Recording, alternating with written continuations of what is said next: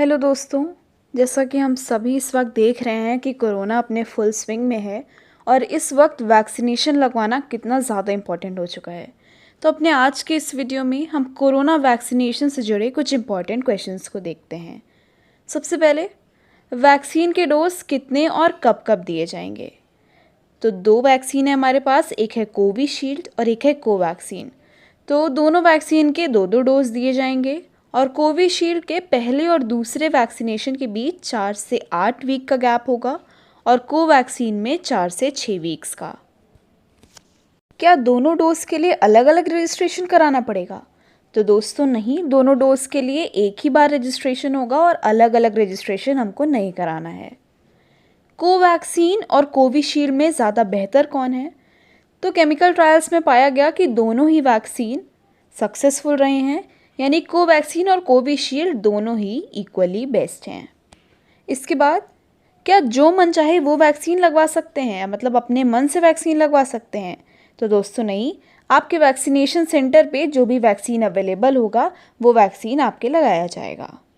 इसके बाद, क्या कोरोना रिकवर्ड को भी वैक्सीनेशन की ज़रूरत है? तो साथियों हाँ, अगर आप कोरोना से रिकवर भी हो चुके हैं तब भी आपको वैक्सीनेशन की ज़रूरत है। इसके बाद है कि किन्हें वैक्सीनेशन नहीं लगवाना चाहिए। तो प्रेग्नेंट लेडीज़ या जो लेडीज़ ब्रेस्ट फीडिंग कर रही हैं, कोई कोरोना पेशेंट या अगर कोई और बीमारी से पीड़ित है कोई पेशेंट, तो उन्हें वैक्सीन नहीं लगवानी चाहिए। इसके बाद, क्या दोनों डोज अलग अलग वैक्सीन के हो सकते हैं? तो स्ट्रिक्टली नहीं, दोनों वैक्सीनेशन के डोज सेम ही वैक्सीन के होने चाहिए। यानी अगर आप कोविशील्ड की पहली डोज लगवा के आए हैं तो आपकी दूसरी डोज भी कोविशील्ड की होनी चाहिए, और यदि आपने कोवैक्सीन की पहली डोज लगवाई है तो दूसरी डोज भी कोवैक्सीन की ही होनी चाहिए। क्या वैक्सीन लगवाने के बाद भी मास्क पहनना होगा? तो दोस्तों हाँ, वैक्सीन लगवाने के बाद भी हमें पहले की तरह ही सभी सावधानियों को बरतना है। यानी वैक्सीन लगवाने के बाद भी हमको सारे प्रिकॉशंस लेने हैं और मास्क पहनना होगा। शरीर में एंटीबॉडी बनना कब शुरू होंगी? तो साथियों, वैक्सीन के दोनों डोज लगने के 2 से 3 हफ्तों के अंदर हमारे शरीर में एंटीबॉडीज़ बनना स्टार्ट हो जाएंगी। वैक्सीनेशन के बाद कौन कौन से लक्षण दिख सकते हैं? तो दोस्तों, वैक्सीनेशन के बाद जहां आपके इंजेक्शन लगा है वहां पे हल्का दर्द हो सकता है, हेडेक, फीवर, चिड़चिड़ापन या चक्कर आना हो सकता है। तो आप अपने रेगुलर डॉक्टर से कंसल्ट करके उसके लिए मेडिसिन ले सकते हैं। इसके बाद है, क्या वैक्सीन लगवाने के बाद भी कोरोना हो सकता है? तो दोस्तों, वैक्सीनेशन कोरोना ना होने की 100% गारंटी नहीं देता है। यानी वैक्सीन लगवाने के बाद भी आपको प्रॉपर प्रिकॉशंस लेने हैं।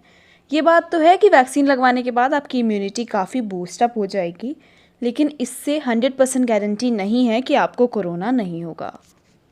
क्या वैक्सीन से पीरियड्स पे कोई असर पड़ेगा?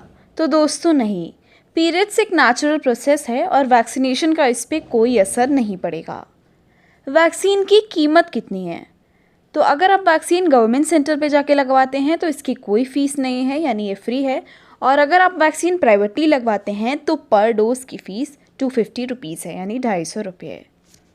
तो आई होप आज के इस वीडियो से आपके वैक्सीन से जुड़े कई डाउट्स क्लियर हो गए होंगे। तो जल्द ही अपने नज़दीकी सेंटर पे जाके वैक्सीनेशन लगवाइए अगर आपने नहीं लगवाया है। Thank you.